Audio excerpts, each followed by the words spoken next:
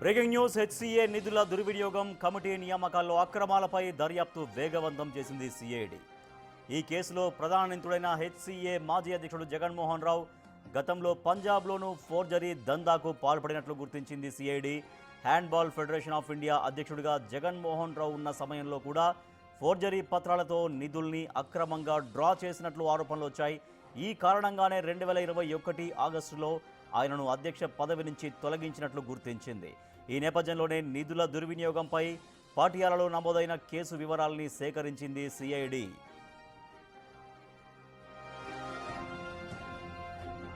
Hyderabad cricket అసోసియేషన్లో జగన్మోహన్ రావు చేసిన అక్రమాలు కూడా హెచ్ఎఫ్ఐ తరహాలోనే ఉన్నాయని తేల్చింది సిఐడి. దీంతో హైదరాబాద్ క్రికెట్ అసోసియేషన్ బ్యాంకు ఖాతా లావాదేవీలపై ప్రత్యేక దృష్టి పెట్టింది. బీసీసీఐ ప్రతినిధుల నుంచి కూడా వివరాలు సేకరిస్తోంది సిఐడి. మరోవైపు హెచ్సీఏకు సెలెక్టర్లు, కోచ్లు, ఎంపైర్ల నియామకాల్లో డబ్బులు తీసుకున్నట్లు గుర్తించింది. దీంతో పాటు బీసీసీఐ విడుదల చేసిన నిధుల వ్యయంపై ఇప్పటికే ఫోరెన్సిక్ ఆడిట్ కొనసాగుతోంది. ఆ నివేదిక అందిన అనంతరం అభియోగ పత్రం దాఖలు చేసేందుకు సిద్ధమవుతోంది సిఐడి.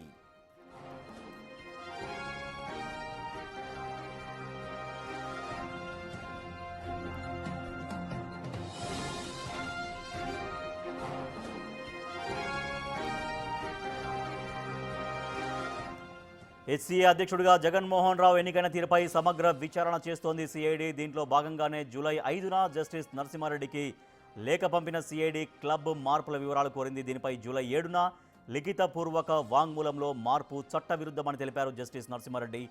మరోవైపు 2 క్లబ్బులు వేరువేరని స్పష్టం చేశారు. హైదరాబాద్ డిస్ట్రిక్ట్ రిజిస్ట్రార్గా వ్యవహరించిన రవీందర్, కానీ గౌలీపురా క్రికెట్ క్లబ్నే శ్రీచక్ర క్రికెట్ క్లబ్గా మార్చామని, కొత్త క్లబ్లో తాను కోశాధికారినంటూ హెచ్సీఏ ఎన్నికల్లో పాల్గొని అధ్యక్షుడిగా గెలిచాడు జగన్మోహన్ రావు.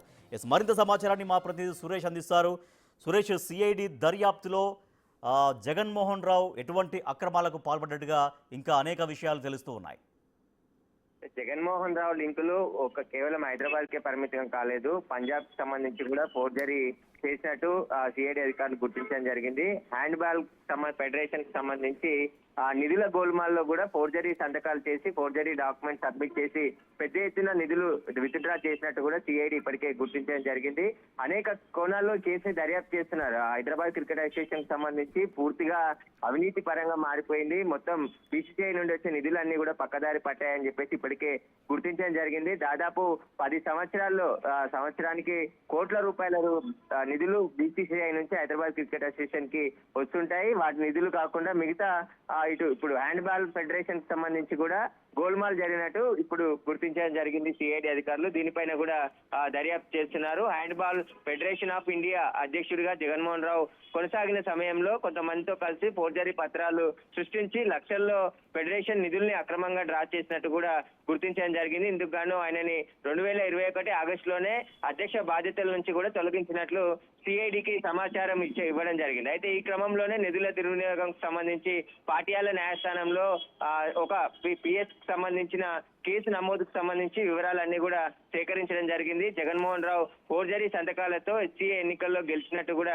ఇప్పటికే సిఐడి గుర్తించడం జరిగింది. ఇప్పుడు పంజాబ్ కి సంబంధించి కూడా అక్కడ హ్యాండ్బాల్ కి సంబంధించి ఫెడరేషన్ లో అవినీతి జరిగింది. అక్కడ పెద్ద ఎత్తున ఫోర్జరీ సంతకాలు చేసి, ఫోర్జరీ డాక్యుమెంట్స్ క్రియేట్ చేసి పెద్ద ఎత్తున ఫెడరేషన్ కి సంబంధించిన నిధులని విత్డ్రా చేసినట్టు కూడా ఇప్పుడు సిఐడికి సమాచారం అందించారు. కాబట్టి ఆ కేసు కూడా దీనికి సంబంధించి జోడించే అవకాశం కనబడుతుంది. ఇక హెచ్సీఏకి సంబంధించిన నిధులన్నిటిని కూడా జగన్మోహన్ రావు ఎన్నికనే అక్రమంగా ఎన్నికయ్యాడు. ఆ తర్వాత నిధులన్నీ కూడా గోల్మాల్ చేశాడు, తనకు నచ్చిన విధంగా ఖర్చు పెట్టుకున్నాడని చెప్పేసి కూడా ఇప్పటికే గుర్తించడం జరిగింది. అయితే ఇటు తెలంగాణ క్రికెట్ అసోసియేషన్ కూడా అనేక ఆధారాలని సిఐడికి అందించడం జరిగింది. జగన్మోహన్ రావుకు సంబంధించి అక్రమాలకు పాల్పడ్డాడు, అసలు అతను ఎన్నికనే కరెక్ట్ కాదు అని చెప్పి ముందు నుంచి వాళ్ళు ఫైట్ చేస్తున్నారు. అదే నిజమవుతుంది. ఒక్కొక్కటిగా జగన్మోహన్ రావుకు సంబంధించిన అరాచకాలు, ఆయన చేసిన ఫోర్జరీకి సంబంధించిన వ్యవహారాలన్నీ. సురేష్, అయితే ఇప్పుడు గతంలో ఫోర్జరీ కేసు పాటియాలలో నమోదైంది. ఇప్పుడు హైదరాబాద్ క్రికెట్ అసోసియేషన్లో అక్రమాలు జరిగాయని సిఐడి నిర్ధారణకు వచ్చింది. సో గతంలో జరిగినటువంటి పాటియాలలో నమోదైనటువంటి ఫోర్జరీ కేసు వల్ల ఇంకా మరింత ఇబ్బందికరంగా మారిందా జగన్మోహన్ రావుకి? తప్పించుకునేటువంటి అవకాశం ఏమాత్రం లేనట్టుగా కనబడుతుందా పూర్తిగా? ఖచ్చితంగా. ఎందుకంటే కి సంబంధించి ఇప్పటికే అడ్డంగా జగన్మోహన్ రావు దొరికిపోయాడు. దానికి సంబంధించిన ఇన్వెస్టిగేషన్ పూర్తయిన తర్వాత కోర్టులో ఛార్జ్ షీట్ దాఖలు చేయబోతున్నారు సిఐడి అధికారులు. ఛార్జ్ షీట్ లో మొత్తం ఆయన చేసిన వ్యవహారాలు, హైదరాబాద్ క్రికెట్ అసోసియేషన్ సంబంధించిన నిధుల గోల్మాలు, వాటన్నిటికి సంబంధించిన పూర్తిగా ఆధారాలతో ఛార్జ్ షీట్ వేయబోతున్నారు. కాబట్టి ఛార్జ్ షీట్ వేసిన తర్వాత ట్రయల్ నడిస్తే ఖచ్చితంగా జగన్మోహన్ రావుకి కేసులో శిక్ష పడే అవకాశం కనబడుతుంది.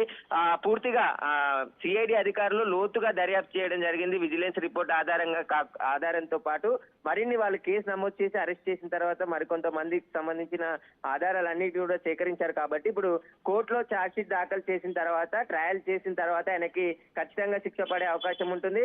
ఈ హైదరాబాద్ క్రికెట్ అసోసియేషన్ కూడా ప్రక్షాళన చేయాలని చెప్పేసి తెలంగాణ క్రికెట్ అసోసియేషన్ డిమాండ్ చేసింది. ఎందుకంటే ఆయన అరెస్ట్ అయ్యాడు, చాలా మంది అంటే కార్యదర్శులు కావచ్చు, సెక్రటరీలు వీళ్ళందరూ అరెస్ట్ అయ్యారు. కాబట్టి ఇలాగైనా ఖచ్చితంగా బోర్డుని రద్దు చేసి, హైదరాబాద్ క్రికెట్ అసోసియేషన్ ని రద్దు చేసి కొత్తగా క్రికెట్ సంబంధం ఉన్న వాళ్ళని ఇన్వాల్వ్ చేసి, ఎవరైతే మాజీ ఐఏఎస్లు కావచ్చు, మాజీ న్యాయమూర్తులని ఇన్వాల్వ్ చేసి దీంట్లో ఒక పేద క్రికెటర్లకి న్యాయం జరిగే విధంగా నిర్ణయాలు తీసుకునే విధంగా కూడా క్రికెట్ అసోసియేషన్ ని ఏర్పాటు చేయాలని చెప్పేసి కూడా తెలంగాణ క్రికెట్ అసోసియేషన్ సంబంధించిన సెక్రటరీ గురువారెడ్డి కూడా మొదటి నుంచి ఫైట్ చేస్తున్నాడు. ఖచ్చితంగా ఇందులో పొలిటికల్ ఇన్వాల్వ్మెంట్ ఉండొద్దు, క్రీడలకు సంబంధించిన వ్యక్తులే ఉండాలి. అనేక క్రికెట్ క్లబ్లు ఉన్నాయి, కానీ ఆ క్రికెట్ క్లబ్లు ఎక్కడా కూడా క్రికెట్ ఆడించట్లేదు, జట్లు తయారు చేయట్లేదు. కానీ హైదరాబాద్ క్రికెట్ అసోసియేషన్ నుంచి డబ్బులు తీసుకుంటున్నారు. కానీ కేవలం ఆ బీసీసీఐ నుండి వచ్చే నిధుల కోసమే ఈ హైదరాబాద్ క్రికెట్ అసోసియేషన్ సంబంధించిన క్లబ్లు, క్రికెట్ క్లబ్లు ఏవైతే ఉన్నాయో ఆ క్లబ్లన్నీ కూడా పనిచేస్తున్నాయి తప్ప ఎక్కడా కూడా క్రికెట్ ఆడించడం కానీ, క్రికెట్ కి సంబంధించిన యాక్టివిటీ కానీ ఎక్కడా కూడా లేదు. అనేక క్లబ్లను ఇప్పటికే హైకోర్టు కూడా దాదాపు కొన్ని క్లబ్లను సస్పెండ్ చేసింది. అయినప్పటికీ కూడా జగన్మోహన్ రావు ఎన్నికల్లో ఓటు వేసి మళ్ళీ కోర్టు ఉల్లంఘనకు కూడా పాల్పడ్డారు. కాబట్టి ఖచ్చితంగా ఈ క్లబ్లన్నిటిని కూడా ఏదైతే మొత్తం ప్రక్షాళన చేయాలని చెప్పేసి కూడా ఒకవైపు చేస్తున్నారు. ఇప్పటికీ ఇప్పుడు సిఐడి దర్యాప్తులో అనేక విషయాలు బయటకు వస్తున్నాయి. కాబట్టి ఈ కేసులకు సంబంధించి కూడా సిఐడికి సమాచారం ఇచ్చారు. ఆ కేసులో ఏం చేశాడు, ఎలా ఫోర్జరీ డాక్యుమెంట్ సృష్టించాడు, అక్కడ నిధులు విత్డ్రా చేయడానికి గల కారణాలు ఏంటి, అవి ఎక్కడికి మళ్లించాడు, వాటికి సంబంధించి కూడా వివరాలు సిఐడి సేకరిస్తుంది. Right, thank you Suresh. ఇక హెచ్సిఏ నిధుల దుర్వినియోగం పైన సిఐడి దర్యాప్తు వేగవంతంగా ముందుకు తీసుకెళ్తోంది. దాంతో పాటుగా హెచ్సిఏ మాజీ అధ్యక్షుడిగా ఉన్నటువంటి జగన్మోహన్ రావు గతంలో పంజాబ్లో కూడా ఫోర్జరీ కేసులో తనపైన కేసు నమోదైనట్టుగా గుర్తించింది సిఐడి. సో దీంతో ఇంకా జగన్మోహన్ రావుకు మరింతగా ఉచ్చు బిగిసినట్టుగా కనిపిస్తోంది.